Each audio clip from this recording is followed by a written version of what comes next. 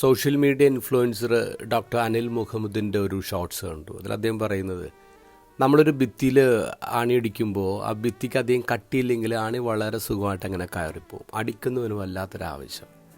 പക്ഷേ ആ ഭിത്തിക്ക് നല്ല കനമുണ്ടെങ്കിൽ, കട്ടിയുണ്ടെങ്കിൽ ആണി വളയും, അല്ലെങ്കിൽ കുറച്ച് അടിക്കുന്നവൻ്റെ ആവേശം കൂടെ കുറയും.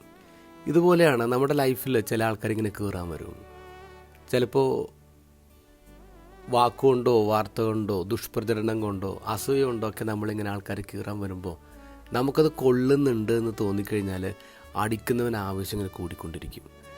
പക്ഷേ നല്ല കട്ടിയുണ്ടെങ്കിലോ നമുക്കത് കൊള്ളുന്നില്ലെന്ന് മനസ്സിലാക്കിയാലോ അവൻ്റെ ആവേശം തന്നെ അങ്ങോട്ട് പോകുമെന്നുള്ളതാണ്.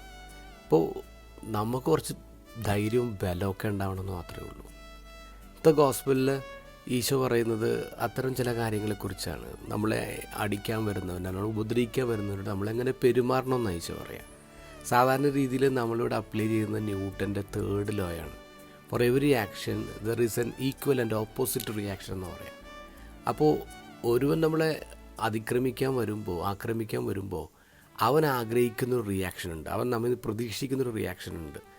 പക്ഷെ നമ്മളത് തിരിച്ചു കൊടുക്കരുത്. പകരം അവൻ അത്ഭുതപ്പെടുന്ന റിയാക്ഷൻസാണ് കൊടുക്കേണ്ടത്. അതാണ് ഈശോ പറയുന്നത്. നിൻ്റെ ഒരു കാരണത്തടിക്കുന്നതിന് മറ്റേ കാരണം കാണിച്ചു കൊടുക്കുക.